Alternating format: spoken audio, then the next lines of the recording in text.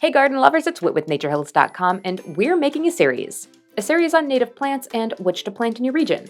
Now, when I brought the idea up to our horticulturist, he had some reservations, mostly about how native plants are extremely localized, and to do a video on each local ecosystem would be a monumental task.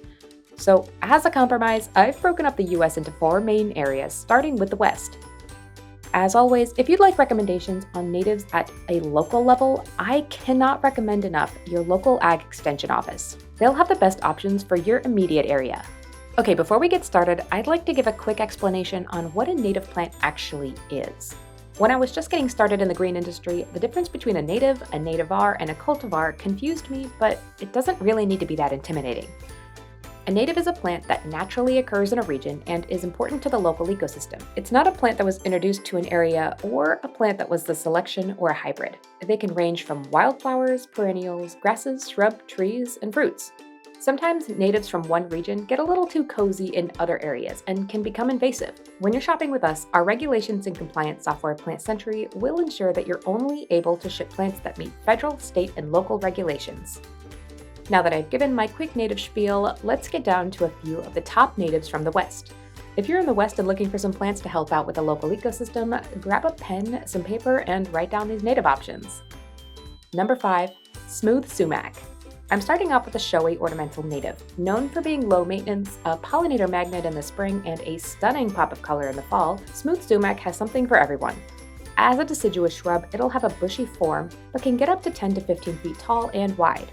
Add them around the border of your property as a privacy screen or as a focal point in a berm planting. The symmetrically patterned leaves are dark green in the summer and turn bright red as the days chill. Number 5, smooth sumac. Growing zones 3 through 9. Birds enjoy the berries and works wonders as a native privacy screen. Number 4, western sand cherry.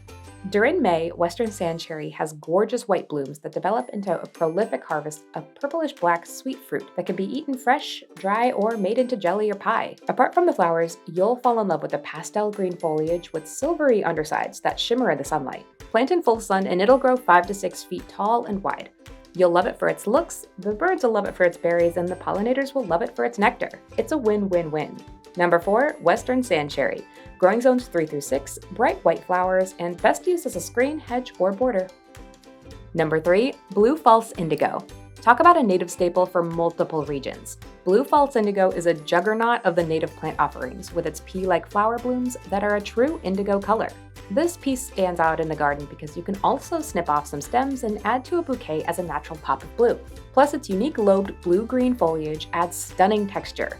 It grows 3 to 4 feet tall, so you can use it as a statement piece in the larger landscape or as a foundation plant against the house.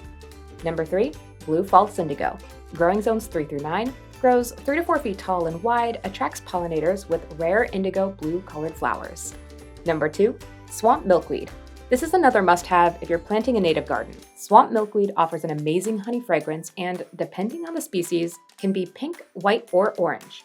It'll grow 4 to 5 feet tall and 2 to 3 feet wide, meaning you can use it as a mid-level plant between your foundation shrubs and low-to-the-ground front-row plants.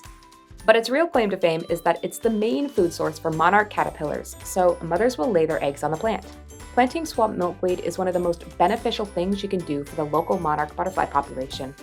Number 2, swamp milkweed. Bold colored flowers in round clusters, fragrant blooms, and a favorite of the monarchs. And number 1, California lilac.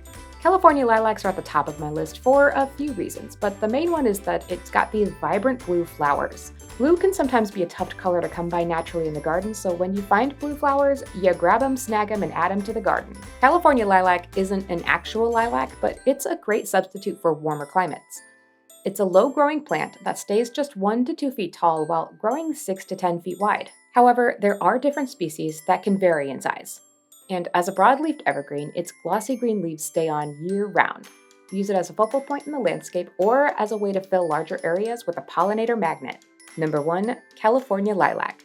Growing zones 7 through 10, deep blue flowers, easy to grow, and works great as a ground crupper shrub.